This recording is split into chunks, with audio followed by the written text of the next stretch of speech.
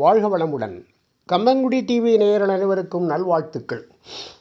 ஜாதக பொருத்தம் பார்க்கும் பலரும் ஆலோசனை கேட்கும் பொழுது, இந்த ஆண் பெண் ஜாதகத்தில் புத்திரதோஷம் இருக்கிறதா என்று கேட்கிறார்கள். அப்படி புத்திரதோஷம் இருந்தால் அதற்கு என்ன தீர்வு, என்ன செய்ய வேண்டும், அதை சரி பண்ணுவதற்கு என்றும் கேட்கிறார்கள். புத்திரதோஷத்திற்கு தீர்வு உண்டா என்பதை பற்றி பார்ப்போம். இல்லற வாழ்வில் சிறப்புக்கு சிறப்பு சேர்ப்பது குழந்தை பேறு. குழந்தை பாக்கியம் கிடைக்க வேண்டும் என்றால் கணவன் மனைவி இருவரின் ஜாதகத்திலும் புத்திரஸ்தானமும் புத்திரக்காரகனான குருவும் சுபபலத்துடன் அமைந்திருக்க வேண்டும். இல்லை என்றால் புத்திர பாக்கியம் கிடைப்பது தடைப்படும். புத்திரதோஷம் என்பது குழந்தை பாக்கியம் இல்லாத நிலையை மட்டும் குறிப்பது அல்ல. புத்திரர்களால் ஏற்படக்கூடிய சிரமங்களையும் சேர்த்தே அது குறிக்கும். ஜாதகத்தில் 5ஆம் இடத்தில் சூரியன், செவ்வாய், சனி, ராகு அல்லது கேது ஆகிய கிரகங்கள் இருந்தால் புத்திரதோஷம் ஆகும். 5ஆம் வீட்டுக்கு உரிய கிரகமானது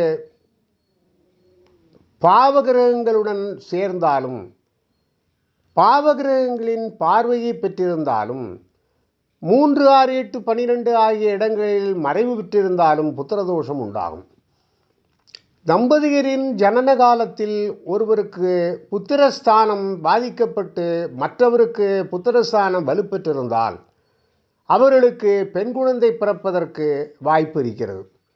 எனவே ஒருவருக்காவது புத்திரஸ்தானம் நல்ல நிலையில் இருப்பது அவசியம். தோஷ நிவர்த்தி வழிபாடு.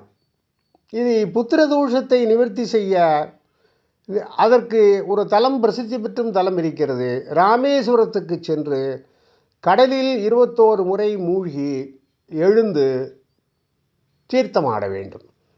பிறகு புத்திர பாக்கியம் அருளுமாறு பக்திபூர்வமாக பிரார்த்தித்து கொள்ள வேண்டும். அதேபோல் ஜாதகப்படி எந்த கிரகத்தில் புத்திரஸ்தானத்துக்கு தோஷம் ஏற்பட்டிருக்கிறதோ அந்த கிரகத்துக்குரிய பரிகார தலத்துக்கு சென்று இறைவனை அர்ச்சனை செய்து வழிபட்டு வர வேண்டும். இப்படி நம்பிக்கையுடன் தொடர்ந்து செய்தால் விரைவிலேயே புத்திரதோஷம் விலகி குழந்தை பாக்கியம் கிடைக்கும். குருவாலும் சந்திரனாலும் புத்திரதோஷம் ஏற்பட்டிருந்தால் வியாழக்கிழமை என்று திருச்செந்தூர் சென்று முருகப்பெருமானுக்கு அர்ச்சனை செய்து வழிபட்டு அங்குள்ள ஏழைகளுக்கு அன்னதானம் செய்து வரலாம். இப்படி 27 வாரங்கள் தொடர்ந்து செய்து வந்தால் புத்திரதோஷம் நீங்கும், குழந்தை பாக்கியம் உண்டாகும். சந்தான கோபாலன விரதம் இருந்து பூஜித்து வந்தாலும் குழந்தை வரம் கிடைக்கும். ஆகவே புத்திரதோஷம் உள்ளவர்கள் கவலைப்பட வேண்டாம்.